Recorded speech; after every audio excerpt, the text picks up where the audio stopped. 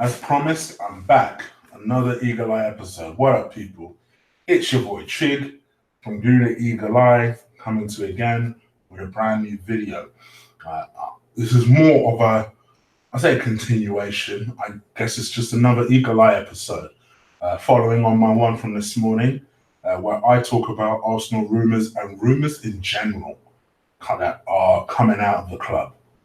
Now, keeping in mind that in my episode this morning, I talked about July 1st being a key date, in that I would be very surprised if we have any signings that are confirmed before this date. I've got a feeling that a lot of signings are being geared towards this date. So I think any stories that you perhaps see now is with the aim that those deals will be tied up, wrapped up, they'll be ready to unveil in the Arsenal top on July the 1st. It's a big call that I've made. I'm only basing it off the fact that we did something similar when Puma first launched their first kits, and we unleashed Alexis Sanchez, and we unleashed a number of other surnames that have escaped my head, and it was all on launch day. And I got a feeling that we're going to use the same tact for the Adidas launch that takes place on the 1st. I think most of us have kind of admitted that if these leaked pictures are true to form and those kits are anything near what the kits look like in terms of the pictures we've seen, most of us are going to get this kit. I ain't going to lie. I'm going to try and find a way of getting all of them. But first up is going to be the red one. I ain't going to lie, that third kit's kind of wavy as well. I'm feeling that third kit still, so I might get that as well. The yellow one I'll get as well, because it does remind you of the banana skin era a little bit. But the third kit, the away kit, to be fair, is last out the three for me. Yellow don't suit me. Yellow don't suit big black people, straight up. so that would be the last of the three that I'll probably acquire. But I've got to find a way of getting all of them. That red one is first on my hit list, so you'll definitely see probably Chig and either number 4, because that used to be a number I used to like to get, or number 6. Defender at heart, baby. Defender at heart. I digress. So let's talk about our stories first up. So Yannick Carrasco. Every summer there's always a name which turns into a bit of a saga for Arsenal. This summer it is Yannick Carrasco. Yannick Carrasco is making a lot of noise. Very recently came out again to say that essentially one way or another he's coming back to Europe this summer. He talked earlier, I think it was last week, the week before, about the fact that there was an offer on the table. All stories and all fingers point towards the fact that Arsenal was the offer that was on the table. And I think the offer actually came in the form of, Arsenal have agreed a contract with Carrasco, as I broke this morning. And it's just a case of the two clubs needing to agree a fee. Well, just to complicate things even more, Bayern Munich have arrived on the scene. And they decided, you know what? We'll have us some Yannick Carrasco as well. That I think kind of makes life a little bit more tricky. They're obviously after a winger. There were a lot of stories that they're after Ziyech, which for me would be heartbreaking because I'd love us to get him. There are stories that they were after Sane, which I always thought, no offense to Bayern Munich, but if you're Sane, would you really leave City to go to Bayern Munich? And I know that might sound rich coming from an Arsenal fan. Forget the Arsenal element out of it. I'm talking about if you're a young Man City player, you're playing under the best coach in the world, would you really go to Bayern Munich? I know he's German, but come the heck on. So that always seemed like a stretch to me when I heard that story. But the Carrasco deal, I could see them just coming right from behind us and stealing that deal. And if you're Carrasco, would you rather go Arsenal or Bayern Munich? That might be an easier question. There's some people that have suggested that Bayern Munich may be able to pay more, possibly. They do have Champions League football. They are a massive club. They haven't had the success that we're used to associating with Bayern Munich in terms of the Champions League, especially recently. They've not really gone. I can't remember the last time they went deep in that competition, to be fair. Maybe when Pep was there. But I can imagine that's top of their agenda. You know, with teams like Bayern Munich, Juventus, teams like that, they ain't worried about the domestic league. They're worried about, right, how do we convert this? Like PSG, these sort of teams where they don't really have competitive leagues, right? They're more concerned with, okay, winning the league every year is all well and good, but how do we actually convert that into European success? And you target European success by winning competitions like the Champions League. And a club like Bayern Munich should be always one of the top four teams you think about when it comes to the Champions League. And meanwhile, you've seen really Liverpool transform themselves, and even next year, you would consider them one of the favourites before you even think about Bayern Munich. And Bayern Munich need to change that. You know, whatever has happened recently, they need to change that perspective of themselves. So, and yes, it does make me feel sick that I'm complimenting Liverpool, but this is the situation we're in. We are light years away from that. And I always will believe it's because of the owner we have. I will always believe that. I will always believe that. I know that there are people that share Lee's school of thought. There are people that share my school of thought.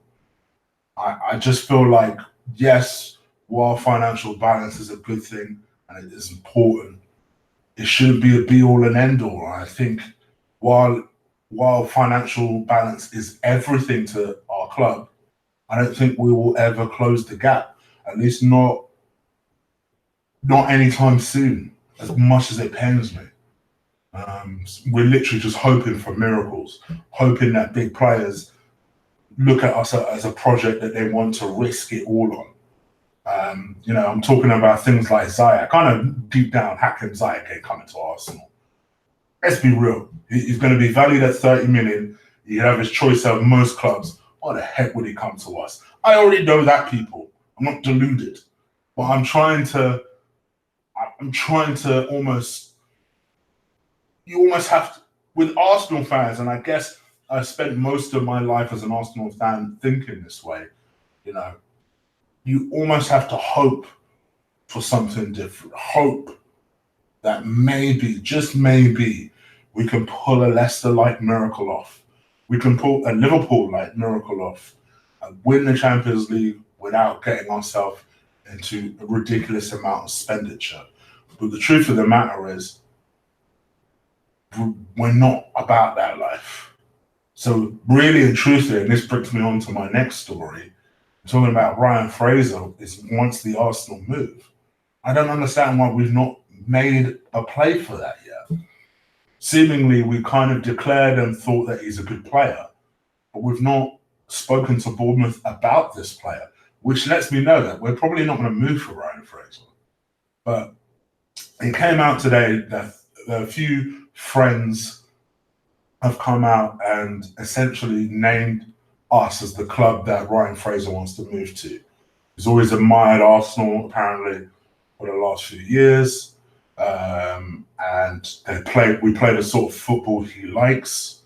And he wants to move to Arsenal. Obviously, the stumbling block being we've not actually spoken to Bournemouth yet. Bournemouth are quoting stupid money in a way, considering that the man is in his last year of his contract. On the flip side to that, he's Bournemouth's best player. Why would they let him leave for cheap? So, from my perspective, I'm not snobby about the Ryan. I'll admit it, I was very snobby to the idea of Ryan Fraser until I watched that final and I thought to myself, you know what? We ain't above Ryan Fraser. We ain't. Did you see how badly we performed to Chelsea? We ain't above Ryan Fraser. Ryan Fraser could have done a lot to help us in that game. And I feel like someone of his talent actually will help a lot in trying to get that deal over the line. So Ryan Fraser, people, it is what it is. Okay, so the story has broken while I've been doing. I say the story I didn't see earlier when I was looking for transfer stories to talk to you about, and that is William Saliba. So it looks like Arsenal could wrap up this deal in the coming weeks for William Saliba. As you know, Arsenal and United have been showing strong interest in the centre back. But actually, sorry, I'm just reading this as I'm talking to you. Le 10 Sport claims that the Gunners are actually in advanced discussions with both Saliba and the club, sent SEM.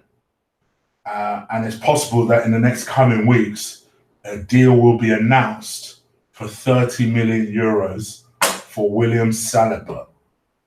I'm not going to lie to you, that for me, that's good news.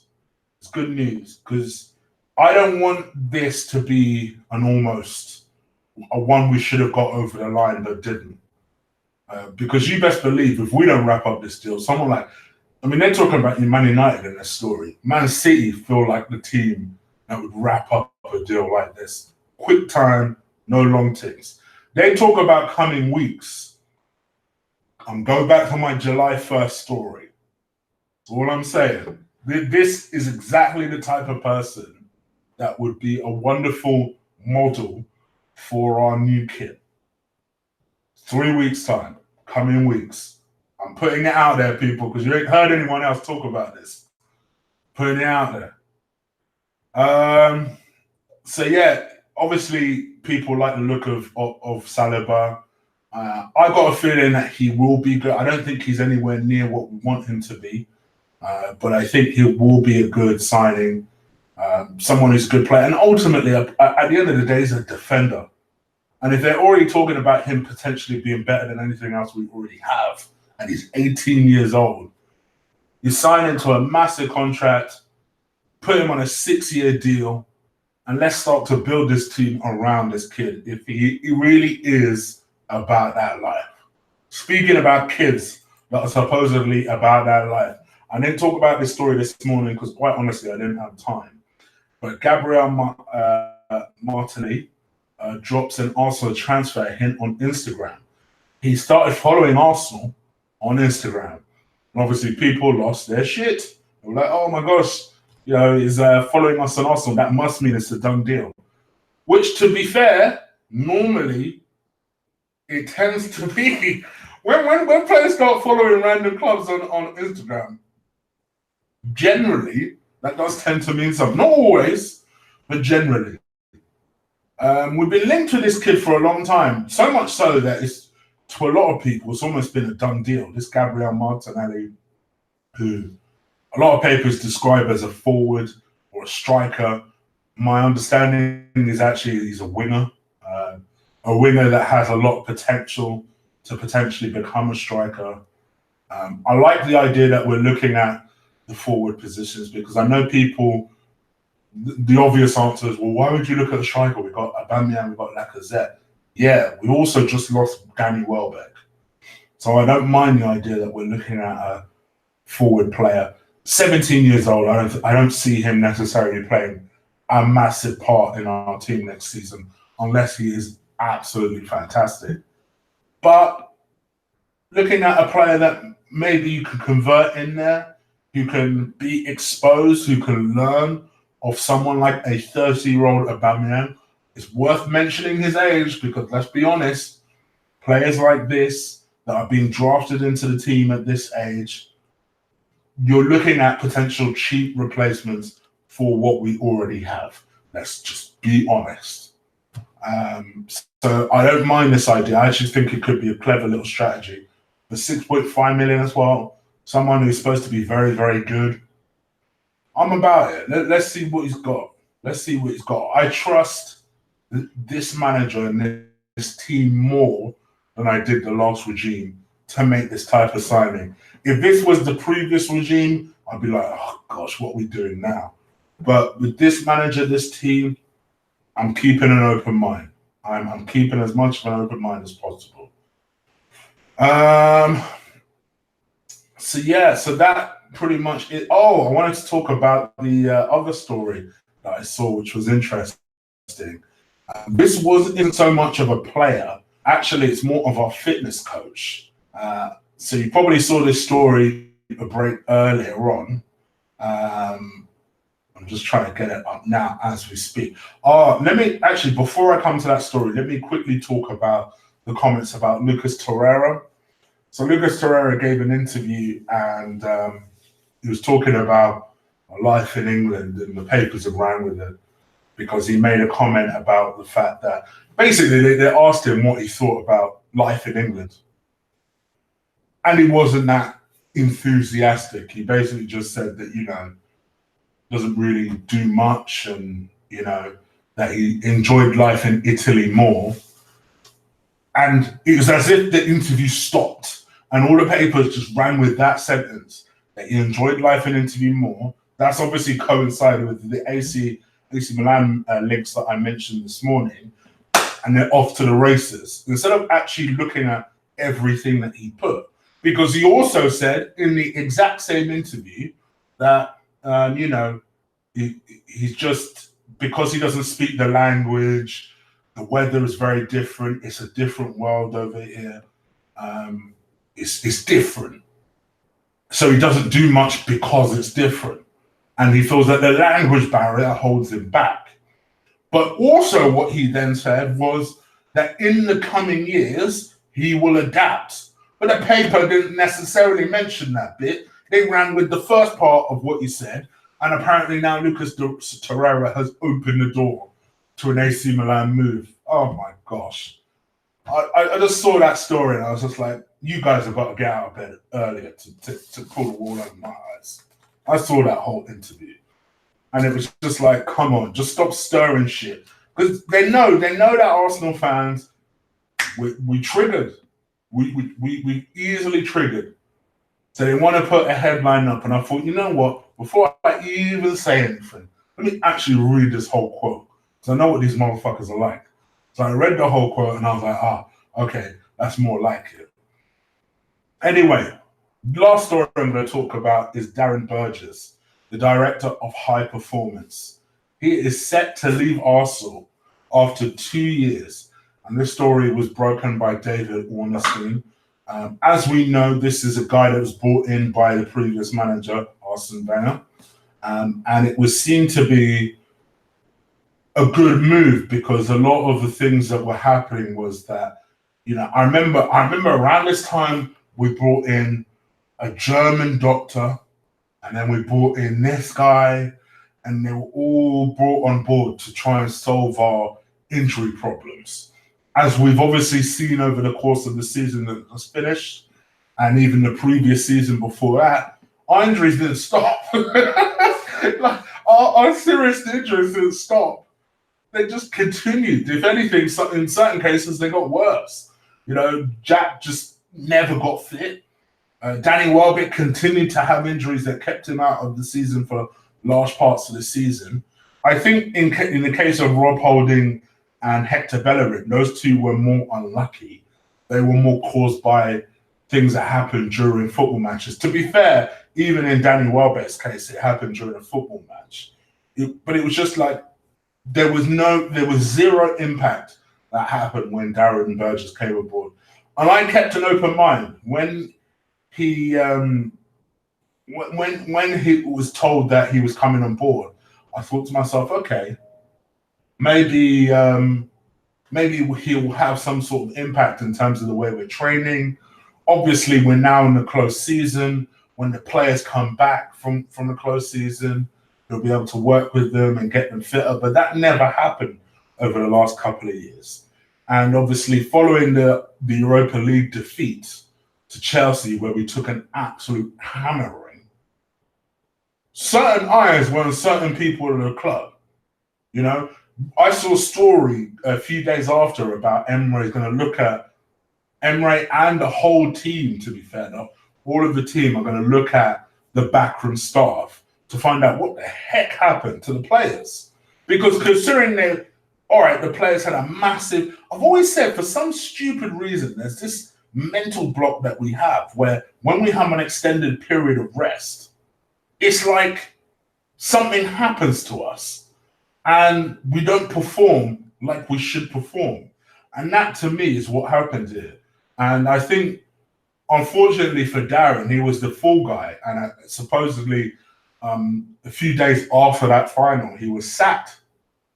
And it looks like head of performance Shad Forsyth will be will now remain at Arsenal and elevated to more of a senior role. Apparently, AC Milan were trying to poach him. Makes sense. Ivan Gazidis is trying to poach most of the good people at Arsenal Football Club. He was in negotiations with AC Milan about joining them. Since obviously Darren has gone, Shad has now been promoted, and he's now going to take over that position. So fair play. It is what it is. It's all going on at Arsenal at the moment, but it is what it is. You guys let me know what you think about the stories I've spoken about today. Are you happy about the William Saliba deal? Are you excited about the deal that we're talking about? Some of the stories I mentioned this morning. Are you happy about any of those deals? Let me know. Leave it in the comments below. If there's any story you think I have not touched on, please do let me know. Make sure you hit that like button. I said it this morning. I'll say it again. You guys have been awesome lately with the like button. I cannot complain. Please continue to do that. Anything above 100, I'm always happy with the likes. If it's close to 100, so be it. If it's over 100, even better. Made a big black man happy. So, yeah. So, yeah. All right. I'm out of here, people, because I can see that Lee has started his Q&A, so I know you guys are going to go and join him. Make sure you go and join him and say that I sent you. And, yeah, I'm out of here. I'll be back tomorrow with another Eagle Eye. And yeah, keep an eye out on stuff I'm going to drop on the channel. All right, I'm out of here, people. Take care. Deuces.